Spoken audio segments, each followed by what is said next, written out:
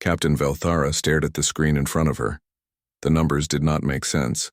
Her ship had been flying through this part of space for 3 days, looking for new worlds to explore. The Vorthak people always needed more places to live and work, but this planet was supposed to be empty. "Captain," said Science Officer Kethmol. His voice was worried. "I am seeing very strange energy readings from that world down there." Velthara looked at the planet below them. It was a nice blue and green world, much like the home planets of many species. Her computer said the planet was called Kepler 442c. The old record said no one lived there.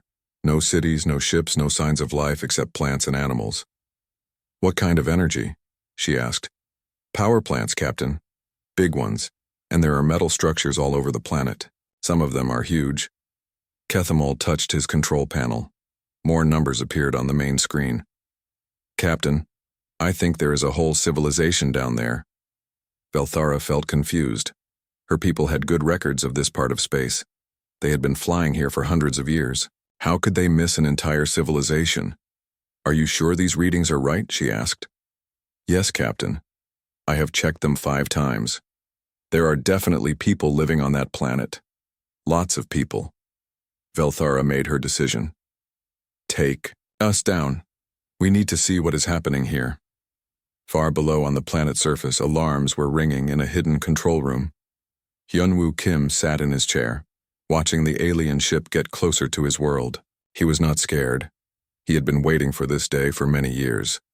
"Sir," said his assistant, "the ship is Vorthak. 1 scout ship, probably about 50 crew members." Hyunwoo nodded. The Vorthak were not the worst aliens they could meet. They were not as violent as some other species, but they were still dangerous if they learned the truth about this place. "Send the message," Hyunwoo said. "Tell everyone it is time for Protocol 7. All across the planet, people got the same message at the same time. In factories that made weapons, workers quickly hid their tools and put on farming clothes. In military training centers, soldiers became students and teachers. In hidden shipbuilding yards, engineers covered their work with fake walls that looked like research labs. Bo-Ra Park was in charge of making sure everything looked normal.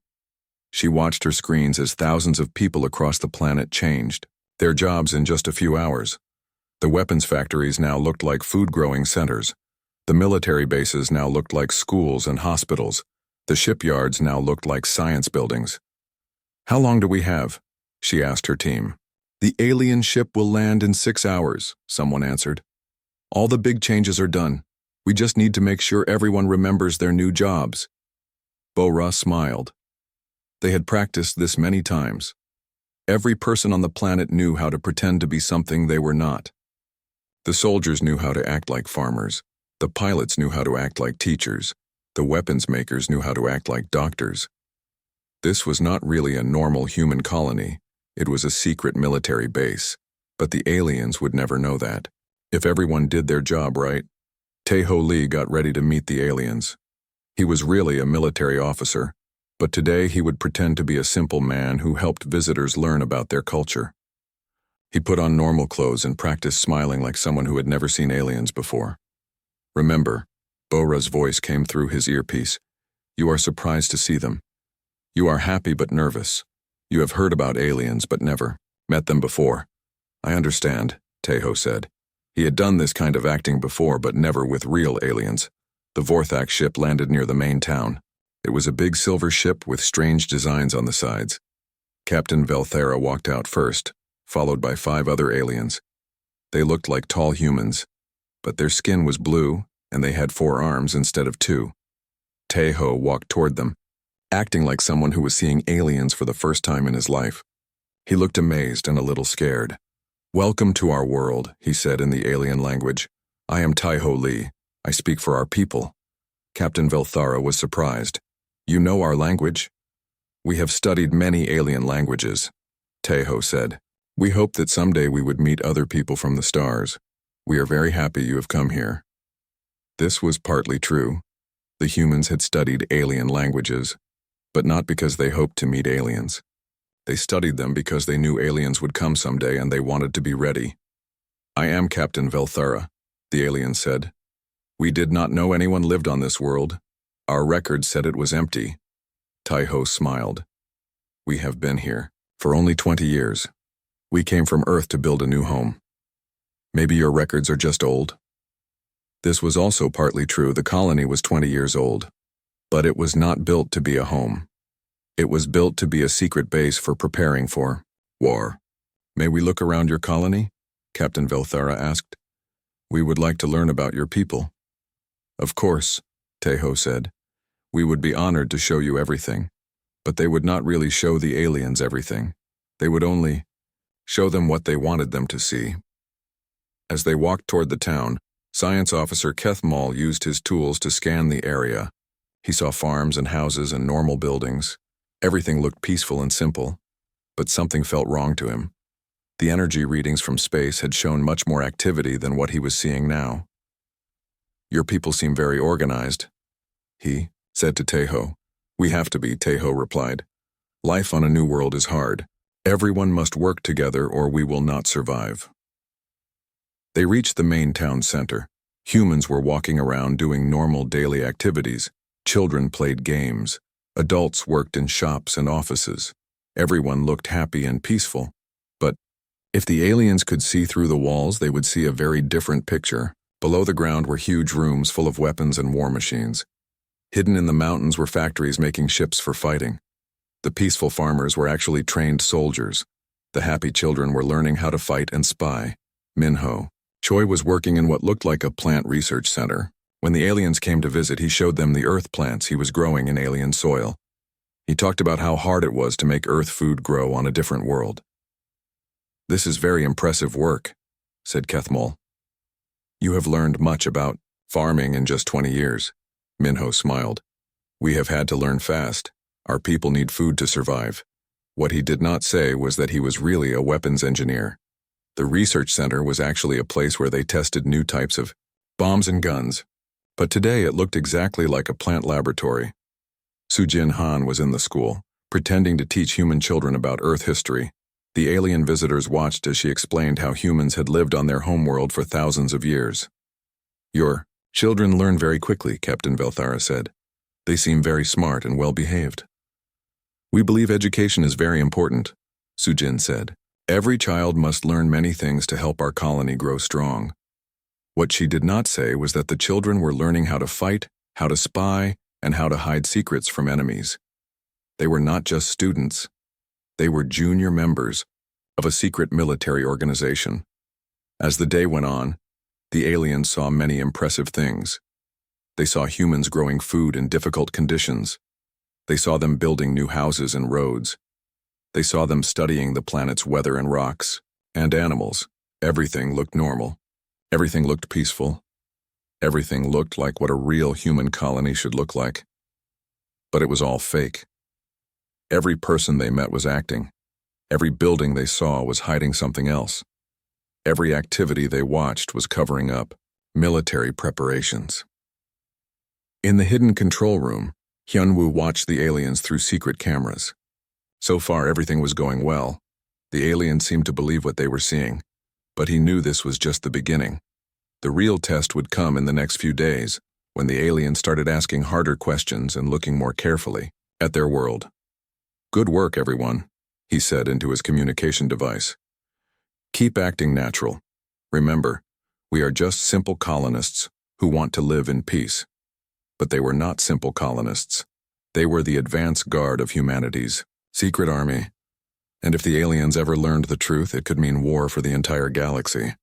The second day began early. Captain Velthara woke up in the guest house the humans had given her team. It was a nice, simple building with comfortable beds and good food. Everything seemed normal for a small colony trying to be friendly to visitors. But she could not shake the feeling that something was not quite right. The energy readings are still bothering me, Kethmal said as they ate breakfast. I keep scanning, but I cannot find where all that power is going. Maybe their equipment is just more advanced than we thought, Velthara said. Humans are supposed to be good with technology. What they did not know was that their breakfast was being served by Jinwoo Song, who was actually in charge of all communications with Earth. As he poured their alien coffee, he was listening to every word they said. Hidden devices in his clothes were recording their conversation and sending it to the command center. "Today we will show you our farming areas," Tejo said as he joined them for breakfast. "And our research laboratories. Many of our people work very hard to understand this new world." Tejo looked relaxed and happy, but inside he was very focused. Every word he said was planned. Every smile was practiced. He had to make the aliens believe that this was just a normal human colony. Their first stop was the main farming area. Minho Choi was there, wearing dirty work clothes and carrying farming tools. He showed the aliens how humans were growing earth vegetables in alien soil. "This is amazing," he said, holding up a tomato. "When we first came here, nothing would grow, but after many experiments, we learned how to change the soil." The aliens looked impressed. Kethmal took readings with his scientific tools. Everything looked normal. But what he was seeing was not the whole truth. The farming area was real, but it was much smaller than it looked. Hidden projectors made it seem bigger than it actually was. And below the ground, in rooms the aliens could not see, were huge machines that made weapons and ammunition. Min Ho was not really a farmer. He was one of the best weapons engineers in the human military. The experiments he talked about were not about growing food. They were about making new types of explosive devices that could destroy alien ships. "How many people live in your colony?" Captain Velthara asked. "About 200,000, Tejo said. This was true, but he did not mention that almost all of them were soldiers, pilots, engineers, and spies. "That is quite large for such a young colony," Kethmal said. "How did so many people get here so quickly?" Tejo had an answer ready. "Earth has been planning this colony for many years. Many people wanted to come here to build a new life. We brought everyone here in large transport ships." This was also true, but not complete. Earth had been planning this base for many years. But the transport ships were not carrying families looking for new homes. They were carrying military personnel and equipment for a secret war preparation project. Their next stop was the school. Su Jinhan was there with a group of children teaching them about Earth history. She smiled at the aliens and invited them to watch her class. "Today we are learning about the great cities of Earth," she said. "Children, can you tell our visitors about New York?" A young girl raised her hand. New York was a very big city with tall buildings. Millions of people lived there. It was a center of trade and culture. Captain Velthara smiled. "Your students are very smart. We work hard to keep our Earth culture alive," Sujin said. "It is important that our children remember where they came from." But the aliens did not know what the children were really learning. Yes, they learned about Earth history, but they also learned about alien military tactics, how to recognize different types of spacecraft, and how to send secret messages. The youngest children were already being trained as future intelligence officers. Sujin herself was not really a teacher. She was a tactical officer who had studied alien warfare for 15 years. The cultural lessons she taught were actually military intelligence briefings disguised as school classes. After the school, they visited what looked like a weather monitoring station. Do-yeon Kim was there, wearing the clothes of a scientist. She showed the aliens the big machines that tracked storms and measured atmospheric conditions. "Weather is very important for our crops," she explained. "We must know when storms are coming so we can protect our plants." The aliens looked at the impressive equipment. It was clearly very advanced technology. But Do-yeon explained that Earth had sent them the best tools available to help the colony survive. What she did not tell them was that the weather station was actually a planetary defense control center. The machines that looked like they were tracking storms were actually tracking spacecraft all across the star system. Do-yeon was not a weather scientist. She was a military pilot who could fly any type of combat ship ever built. The fake weather equipment could detect alien ships from millions of kilometers away. It could also control hidden weapons that were placed all around the planet. If anyone ever attacked this world, Do-yeon and her team would be ready to fight back. "Your technology is very impressive," Kethmal said. "Some of this equipment looks even more advanced than what my own people use." Do-yeon smiled modestly. Earth scientists are always making new discoveries. They send us their best inventions to help us build our new home. In the afternoon, they visited the medical center. The aliens met several doctors and nurses who were taking care of colonists who had been hurt in farming accidents or had gotten sick from eating new types of food. Living on a new world is always dangerous, said one of the doctors. We must be ready to treat many different kinds of problems. The medical center looked normal, but it was actually a military hospital. The doctors were not just treating farming accidents, they were also developing new medicines that could help human soldiers fight in different alien environments. Some of the patients were actually soldiers recovering from secret military training exercises. As the day went on, Captain Velthera noticed something strange about the colonists. They all seemed very healthy and strong. They moved with confidence and discipline. Even the children seemed unusually well organized and obedient. Your people seem to work together very well, she said to Tejo. We have to, he replied. Life in a new colony is difficult. Everyone must do their part or we will not survive. But Velthara was starting to wonder if there was another reason why the colonists were so organized. They reminded her of military personnel more than civilian families. That evening, the aliens were invited to a cultural celebration. The colonists performed traditional Earth music and dances. They shared Earth food and told stories about their home world. Yunji Park was in charge of the celebration. She presented herself as the colony's historian, someone who kept track of their traditions and customs. It is important that we remember our heritage, she told the aliens. Even though we live on a new world, we are still humans from Earth. Yunji seemed like a friendly, scholarly woman who cared about preserving human culture. But she was actually the colony's chief intelligence officer. During the celebration, she was carefully studying the alien visitors, learning about their personalities, their habits, and their military knowledge. She asked them innocent questions about their home world, their government, and their military. To the aliens, it seemed like normal curiosity from someone who had never met aliens before. But every answer they gave was being recorded and analyzed by hidden computers. Tell us about your spaceships, Yunji said. How long does it take to travel between stars? Our fastest ships can travel about 20 light years in 1 month, Kethmol replied. But most of our ships are slower than that. Yunji looked amazed. 20 light years in a month, that is incredible. Our human ships are much slower. It took us almost 2 years to get here from Earth. This was a lie. The newest human ships were actually faster than most alien vessels. But the aliens did not need to know that. How many ships does your government have? Yunji asked. Oh, thousands, Captain Velthara said. The Vorthak Confederation has one of the largest space fleets in this part of the galaxy. That must make you feel very safe, Yunji said. We only have a few small transport ships. Sometimes we worry about what would happen if dangerous aliens found our world. The aliens felt a little guilty.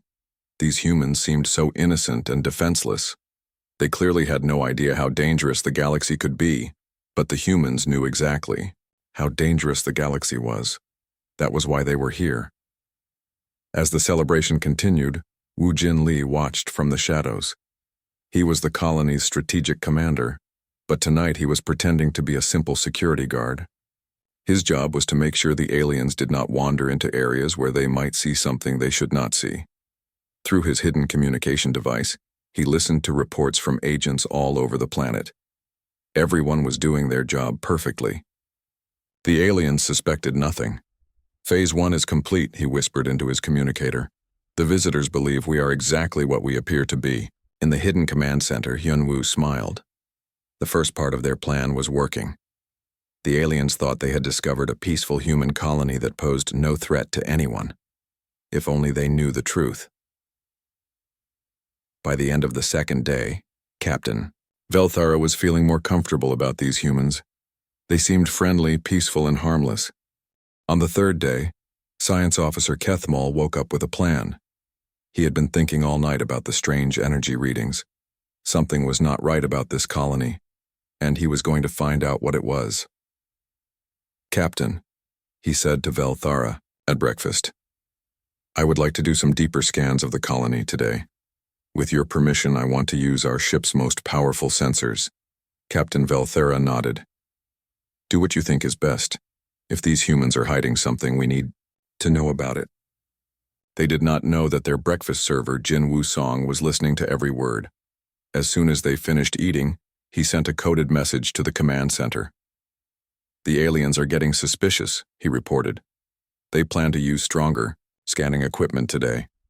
In the hidden control room, Hyunwoo felt his first moment of real worry. Their deception had worked for 2 days, but now the aliens were going to look deeper. Some things would be impossible to hide from powerful scans. Activate Level 2 protocols, he ordered. Prepare for deeper concealment measures. All across the colony, people got new orders. The fake walls and holographic projectors were not enough anymore. Now they had to use their most advanced hiding technology. Bo-Ra Park coordinated the new efforts. Deep underground, massive machines started working to block alien sensors. Special materials that could fool scanning equipment were moved into position. Energy patterns were changed to match what a normal colony should produce. But she knew this would not be perfect. If the aliens looked hard enough, they might still find something that did not belong. The day started normally. Tae-Ho Lee met the alien visitors with his usual friendly smile. But he could tell that Science Officer Kethmol was acting differently today. The alien was paying closer attention to everything, asking more detailed questions. I would like to see your power generation facilities, Kethmol said.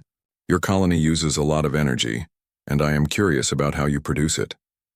Tae-Ho had expected this question. Of course. We use a combination of solar panels and geothermal energy from underground heat sources. Very clean and efficient. They walked to what looked like a normal power plant. The equipment looked exactly like civilian power generation technology. But hidden behind fake walls were military-grade fusion reactors that could power an entire space fleet. Min Ho Choi was there, still pretending to be a farmer. But today he was also acting as a power plant technician. He showed the aliens the solar panels and explained how they converted sunlight into electricity. Very impressive, Kethmol said. But my readings suggest you are producing much more power than what I can see here. Minho looked confused. More power? I do not think so. Maybe your equipment is picking up natural energy from the planet's magnetic field? But Kethmol was not convinced. He took out a small scanning device and pointed it at the ground. The readings showed massive energy sources deep underground. There are very large power systems below us, he said. What are those for? Minho tried to look surprised. Underground power systems? That does not make sense. Maybe you are detecting natural geological activity? But as they talked, Minho made a mistake. When explaining how they maintained the equipment, he used a technical term that was only used in military engineering. It was a small slip, but Kethmol noticed it. That is interesting terminology, the alien said. Where did you learn that phrase? Minho realized his error. Oh, we have technical manuals from Earth that teach us how to fix things. Sometimes I remember the exact words. It was a weak explanation, but it was the best he could do. Later that morning, they visited the colony's school again. Sujin Han was teaching the children about Earth animals, but Kethmol was watching the children more carefully than before. He noticed that the children sat very straight in their chairs. They spoke only when asked questions. They moved in organized groups when they changed activities. Everything about them seemed very disciplined and controlled. Your children are very well behaved, he said to Sujin. We believe in good discipline, she replied. Children need structure to learn properly. But one of the younger children made Sujin nervous. The boy was only 8 years old, but he had been trained in basic military procedures since he was 5. During the lesson, he accidentally used hand signals to communicate with another child instead of speaking out loud. Kethmol saw the hand signals and recognized them. They were military communication gestures used by soldiers who needed to be quiet during combat operations. That is an interesting way for children to communicate, he said. Sujin tried to cover for the mistake. Oh, that is just a game they play. Children always invent their own secret languages. But Kethmol was beginning to see a pattern. The adults used military terms. The children used military signals. The entire colony seemed to operate with military precision. In the afternoon, they visited what the humans called their geological research station. Do-yeon Kim was there, still pretending to study the planet's weather patterns. But today, Kethmol brought stronger scanning equipment from his ship. "I am getting very strange readings from this area," he said, looking at his instruments. "There are large metal structures underground, and they seem to be connected to a network that covers the entire planet." Do-yeon felt sweat on her forehead. The alien was detecting the hidden weapon systems that were buried all around the colony. "Metal structures?" she said. "That could be natural ore deposits. This planet has a lot of metal in the ground." "No," Kethmol said, studying his scanner more carefully. "These are manufactured objects.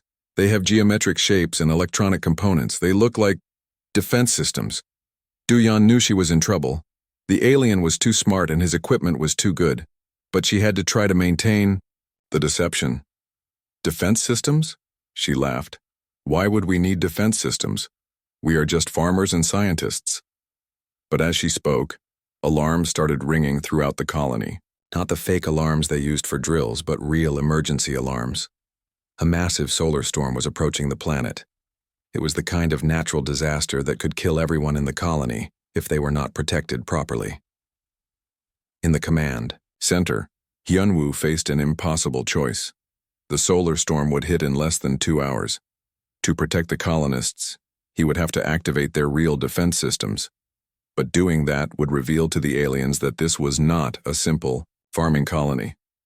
"Sir," said Bora Park, "if we do not activate the shields, thousands of people will die from radiation poisoning." Hyunwoo made the only choice he could make. "Activate all defensive systems.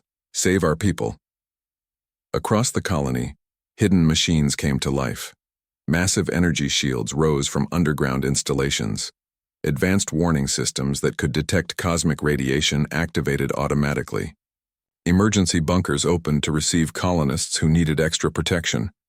Kethmol watched in amazement as the simple farming colony revealed technology that was more advanced than what his own military used. The energy shields were stronger than anything the Vorthak Confederation had ever built. The detection systems were more sophisticated than what he had on his own ship. "This is impossible," he said to Captain Velthera over his communication device. "These humans have military-grade defensive technology. This is not a civilian colony." Do-yeon gave up trying to hide the truth. "You are right," she said. "We are not just farmers, but right now we need to focus on surviving this storm." She led the aliens to one of the emergency shelters. As they walked, Kethmol saw things that had been hidden before. Soldiers in camouflaged uniforms were directing evacuation procedures. Advanced aircraft were moving people to safety. Military vehicles that had been disguised as farming equipment were now operating in their true roles. "You have been lying to us," Kethmol said. "Yes," Do-yeon replied. "We have been lying about many things, but we are not lying about wanting you to be safe. This shelter will protect you from the radiation." As the solar storm hit the planet, the alien visitors saw the full extent of human capabilities. The colony's defense systems worked perfectly. No one was hurt. The technology operated smoothly and efficiently, protecting 200,000 people from a deadly natural disaster. But now the secret was out. The aliens had seen too much to maintain any pretense that this was a normal colony. In the shelter, Captain Velthara confronted Taeho Lee directly. "What is this place really?" she demanded. "Who are you people?" Taeho looked tired. He had been acting for 3 days and now the performance was over. "We are humans," he said. "That part was always true. But you are right that we have not been honest about everything else." "Are you soldiers?" she asked. "Some of us are soldiers," Taeho said. "Some are engineers, some are scientists, some are pilots. But we are all here for the same purpose." "What purpose?" Taeho looked at the alien captain for a long moment. He was making a decision that would affect not just this colony, but possibly the entire galaxy. "We are here to prepare for war," he said. Captain Velthera felt her blood run cold. "War with whom?" With whoever comes to destroy us first, Tejo replied. We know what happens to new species in this galaxy. We know that most alien civilizations see young races as threats to be eliminated. We decided to be ready. Kethmal was studying the readings from his equipment. The solar storm had passed, but everything had changed. Captain Velthera and Science Officer Keithamol sat in the emergency shelter, staring at Tejo Lee. The friendly colonist they had met 3 days ago was gone. Now they were facing someone who looked like a military officer. I think it is time for complete honesty, Tejo said. You have seen too much for us to continue pretending, and maybe honesty will serve everyone better than deception. Captain Velthara felt angry and confused. You have been lying to us from the moment we arrived. Why should we trust anything you say now? Because, said a new voice behind them, we are about to show you things that will change how you think about this entire galaxy. They turned to see Hyunwoo Kim walking toward them. But he was not dressed like a simple colonial administrator anymore. He wore the uniform of a high-ranking military commander with symbols and decorations that spoke of years of service and serious responsibility. I am Commander Hyunwoo Kim, he said, and I am in charge of Operation New Dawn, the most classified military project in human history. He gestured for them to follow him. Come, it is time you learned what we are really doing here. They left the shelter and walked toward the center of the colony. But now, with the emergency over, the humans were not bothering to hide their true nature anymore. Soldiers in combat uniforms were everywhere. Military vehicles moved through the streets. Aircraft that were clearly designed for warfare flew overhead. How many of your people are soldiers? Keithmal asked. All of them, Hyunwoo replied. Every adult in this colony is a member of the human military. Even the children are being trained for future service. They reached what had looked like the town hall building. But when Hyunwoo placed his hand on a hidden scanner, the ground opened up beneath them. A large elevator carried them deep underground. Welcome, Hyunwoo said, to the real New Seoul colony. The elevator doors opened to reveal an enormous underground complex. It was like a vast underground city, with wide corridors, huge rooms, full of advanced technology, and thousands of people working at various tasks. Captain Velthara could not believe what she was seeing. This place is huge. How long have you been building this? 20 years, Hyunwoo said. We started construction the day after Earth detected the first alien radio signals from this part of the galaxy. They walked through corridors lined with computer screens showing star maps, alien ship designs, and military tactical information. Hundreds of humans were working at control stations, analyzing data and coordinating activities across multiple star systems. What is all this? Velthera asked. Yoonji Park appeared beside them. She was no longer pretending to be a simple historian. Now she wore the uniform of an intelligence officer, with rank insignia that showed she was one of the most senior people in the facility. This is the Central Command Center for Humanity's Galactic Intelligence Network, she said. From here we coordinate information gathering and strategic planning for over 300 hidden human installations across this part of the galaxy. Kethmal felt dizzy. 300 installations? Are you saying there are 300 colonies like this one? Not exactly like this one, Yoonji said. This is a command and control facility. Others are specialized for different purposes. Some are shipbuilding centers, some are weapons research laboratories, some are training bases, and some are intelligence stations hidden on alien worlds. She led them to a large display screen that showed a three-dimensional map of the local galaxy. Hundreds of red dots marked human positions throughout the region. We have been watching all of you for decades, Yoonji explained. We know about your military capabilities, your political systems, your trade routes, and your strategic weaknesses. We have people living on your worlds, working in your governments, and serving in your militaries. Captain Velthara stared at the map in shock. You have spies in the Vorthak Confederation? We have spies in every major alien government in this sector, Yoonji said, including several who hold high-ranking positions in your military command structure. They moved to another section of the facility, where Jin Woo-song was coordinating communications with distant human bases. The walls were covered with screens showing real-time intelligence from across the galaxy. This is our early warning system, Jin Wu explained. We can track every military ship movement within 50 light-years of here. We know about alien fleet deployments before most alien governments do. On one screen, they could see detailed information about Vorthak naval bases. On another screen, they could see the locations and movements of alien merchant vessels. A third screen showed analysis of alien technology development programs. You have been spying on us for decades, Kethmal said, his voice full of amazement and horror. We had to, Hyunwoo said. When we first detected alien civilizations, we studied your histories. We learned about how new species are usually treated when they make first contact. Most are conquered, enslaved, or destroyed within a few years of being discovered. He showed them to a research library filled with thousands of documents about alien military campaigns.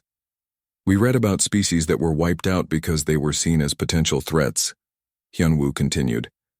We read about civilizations that were enslaved because they had resources other species wanted. We read about entire worlds that were destroyed because they refused to submit to alien rule. Yoonji pulled up historical records on a computer screen. In the past 500 years, 17 different species in this part of the galaxy have been completely eliminated after making first contact with established alien governments. The average survival time after first contact is 8 years.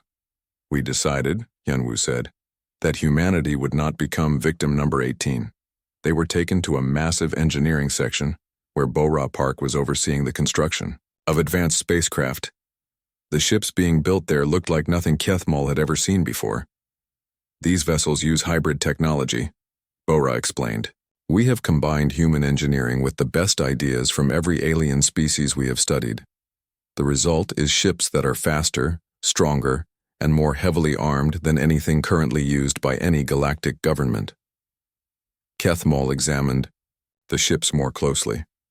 These designs, they are specifically built to fight against Vorthak vessels, and Zelkaran vessels, and Morganti vessels, and ships from 12 other species, Bo-Ra said. We have analyzed the strengths and weaknesses of every major alien military force. Our ships and weapons are designed to counter all of them. Captain Velthara was beginning to understand the scope of what she was seeing. You are not just preparing to defend yourselves. You are preparing to attack. We are preparing for every possibility, Hyunwoo said.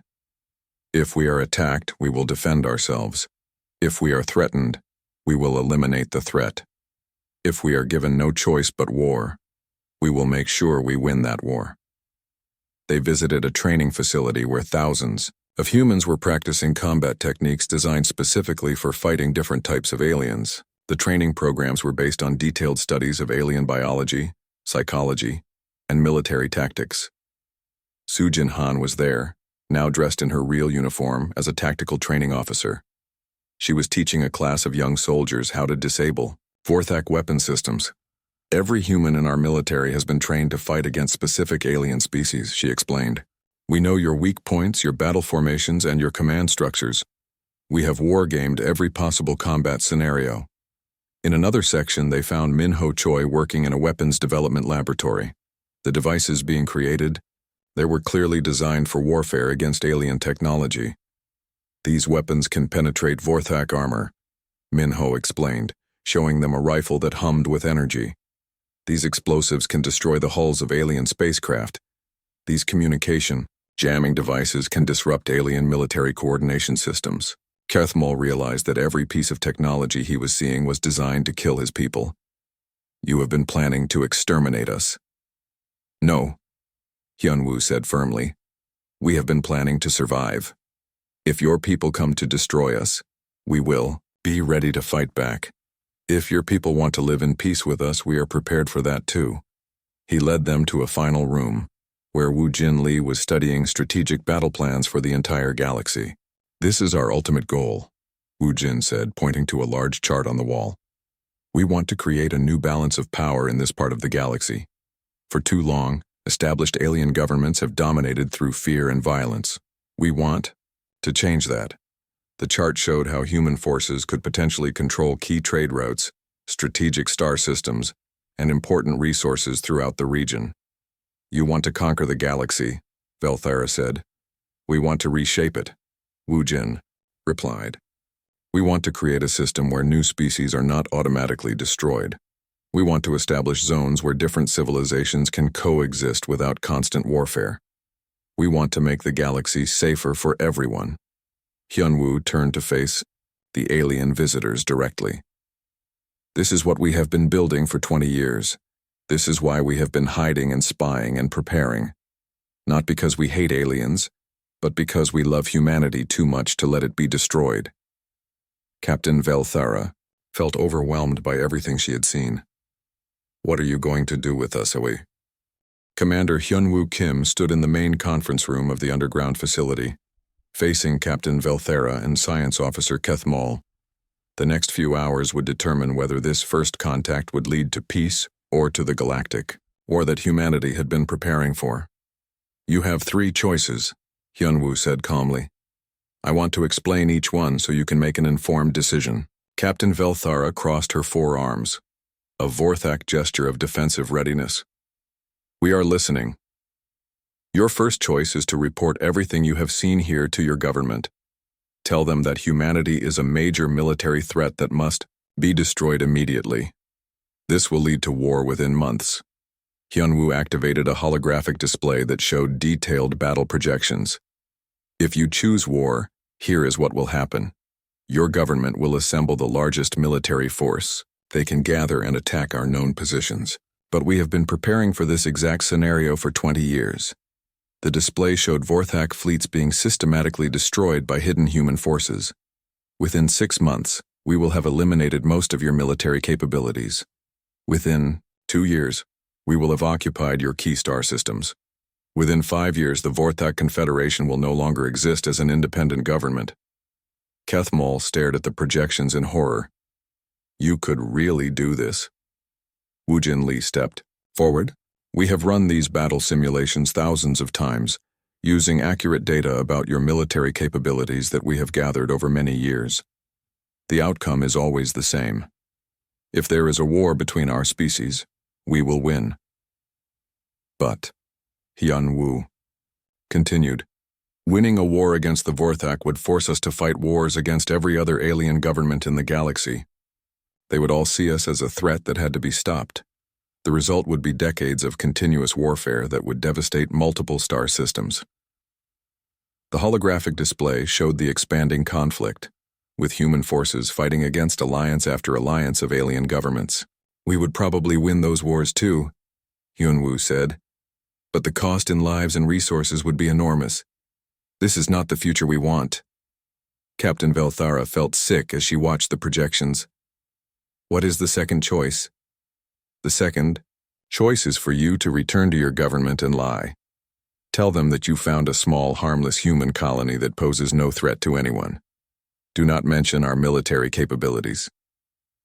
Hyunwoo changed the display to show a different scenario. This choice gives us more time to complete our preparations, but it does not solve the fundamental problem. Eventually, other aliens will discover our true nature. The war will come anyway, just a few years later. Yoonji Park joined the conversation. We estimate that we could maintain the deception for perhaps 5 more years. But secrecy becomes harder to maintain as our network grows larger. Eventually, someone will uncover the truth. And when that happens, Wu Jin added, we will be even stronger than we are now. The war will be more devastating for everyone. So, what is the third choice? Kethmol asked. Hyunwoo smiled for the first time since the conversation began. The third choice is for the Vorthak Confederation to become humanity's first official galactic ally. The holographic display changed again, showing a very different future. Instead of war, we offer partnership. Instead of conquest, we offer cooperation. Instead of the old system where strong species dominate weak ones, we work together to create a new system based on mutual benefit. Bora Park activated additional displays showing technological and economic projections. Look at what we could accomplish together, she said. Human engineering combined with Vorthak manufacturing capabilities. Human strategic thinking combined with Vorthak diplomatic experience. Human innovation combined with Vorthak resource networks. The projections showed joint colonies, shared technologies, and combined military forces that would be stronger than either species could achieve alone. We would share our advanced technology with you, Bora continued. Our faster ships, our more efficient energy systems, our more powerful weapons. In exchange, you would help us establish peaceful relationships with other alien governments. Sujin. Han brought up political analysis charts. The Vorthak Confederation has good relationships with most other species in this region. You could introduce us to other governments as partners rather than threats. You could help us avoid the wars that have destroyed so many young civilizations. Why would you trust us? Captain Velthara asked. After spying on us for decades, why would you offer us partnership? Yunji answered that question. Because our intelligence analysis shows that the Vorthak people are one of the few alien species that might actually be capable of peaceful coexistence with others. Your government has fought fewer wars of conquest than most. Your people have a cultural tradition of honoring agreements. You have shown respect for other species' rights to exist. She displayed historical data comparing different alien civilizations. Most importantly, you are not the most powerful species in this region. You need allies as much as we do. The Morganti Empire has been expanding toward Vorthak territory for 30 years. The Zelkaran Alliance has been threatening your trade routes. You face the same kinds of challenges that we do. Jin Wusong showed them communication intercepts from across the galaxy. We know about the political pressures your government is facing, he said. We know about the economic problems caused by increasing military costs. We know about the debates in your leadership about how to handle future expansion and defense. An alliance with humanity could solve many of those problems, Hyunwoo said. Our combined forces would be strong enough to deter aggression from larger powers. Our combined economies would be more efficient and prosperous. Our combined diplomatic influence would give both species more security and more opportunities. Do-yeon Kim joined them, carrying data tablets with detailed technical specifications. To show our good faith, she said, we are prepared to share some of our technology with you immediately, even before any formal alliance is signed. She handed Kethmal a device that was clearly more advanced than anything in the Vorthak arsenal. This is a personal communication device that can send messages across interstellar distances instantly. We have similar devices for medical scanning, energy generation, and materials manufacturing. All of these could benefit your people. Captain Velthara examined the device carefully. The technology was indeed far beyond what her civilization possessed. If we agree to an alliance, she said slowly, what would you expect from us? 3 things, Hyunwoo replied. First, help us make peaceful contact with other alien governments. Introduce us as partners rather than invaders. Help us establish diplomatic relationships based on cooperation instead of fear. Second, coordinate our military activities. We do not want to accidentally interfere with each other's defense plans. If we are going to be allies, our forces should work together rather than at cross purposes. Third, help us establish joint research and development programs. Share your scientific knowledge with us and we will share ours with you. Together we can make discoveries that neither species could achieve alone. Woo Jin-Lee added a final point. And in exchange, we offer you something that no alien government has ever had before. A guarantee of survival. As long as the Vorthak Confederation is our ally, we will never allow anyone to destroy or conquer your civilization. You will have the protection of the most advanced military force in the galaxy. Kethamal looked at all the displays, all the technology, and all the evidence of human capabilities. You really could protect us from the Morganti Empire? The Morganti Empire would not dare attack Vorthak territory if they knew it was defended by human forces, Sujin said confidently. Our weapons could destroy their fleets before they ever reached your worlds. Captain Velthara felt the weight of the decision she was facing. She was not just choosing the fate of her exploration crew. She was potentially choosing the future, direction of galactic civilization. How do we know you will not betray us once you become powerful enough, she asked. Yunwoo had expected this question, because betraying allies would recreate the same system we are trying to replace. If we become just another conquering empire, We will face the same kinds of resistance and warfare that have plagued this galaxy for centuries. Our goal is not to rule over others, but to create a system where rule by force is no longer necessary. He gestured to all the humans working in the facility around them. Look at what we have already accomplished through cooperation and planning rather than conquest. Every person here is working toward the same goal because they believe in it, not because they have been forced to serve. This is the model we want to extend to relationships between entire civilizations. Captain Velthara made her decision. We'll need to communicate with my government, she said. This is not a choice I can make alone. We understand, Hyunwoo said. But remember that how you present this information to your leaders will determine which of the three futures actually happens. Yoonji showed them to a private communication chamber where they could contact the Vorthak Confederation safely. Take all the time you need, she said. But remember that once you send any message, there will be no way to change your mind later. As the aliens prepared to contact their government, Hyunwoo gathered his senior staff.